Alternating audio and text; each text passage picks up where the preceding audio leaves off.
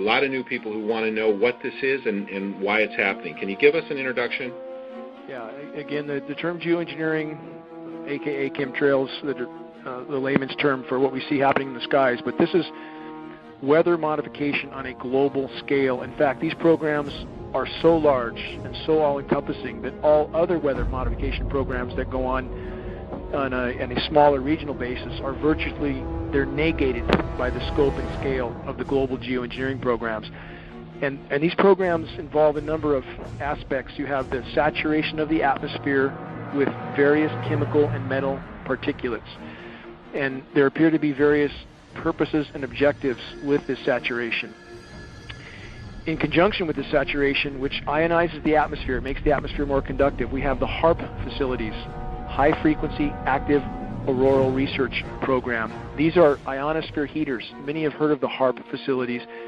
There's not just one or two or three. We believe there's at least 18 around the globe, possibly with 3 more being built in Antarctica right now. And once the atmosphere is saturated with these particulates, and then you add the ionosphere heaters, the entire weather system globally is virtually being thwarted. There is no natural weather at this point, and we really don't know what sort of climate conditions we would have necessarily if these programs were brought to a halt, and they desperately need to be brought to a halt, because the saturation of the atmosphere is thwarting the hydrological cycle. It's totally disrupting the rain cycle.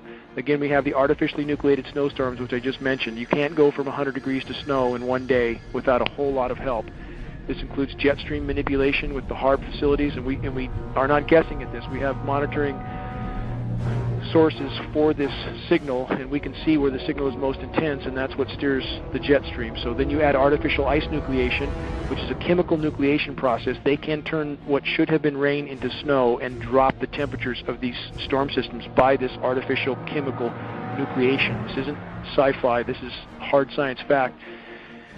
The weather disseminating agencies are trying desperately their task, and they're all owned at the very top, it appears, by the Rothschilds and or other parts of the global elite complex. Rothschilds in particular are ownership of Weather Channel, Weather Central, Weather Underground, and it was imperative that they own these agencies, otherwise there would be great discrepancy in trying to explain away these events.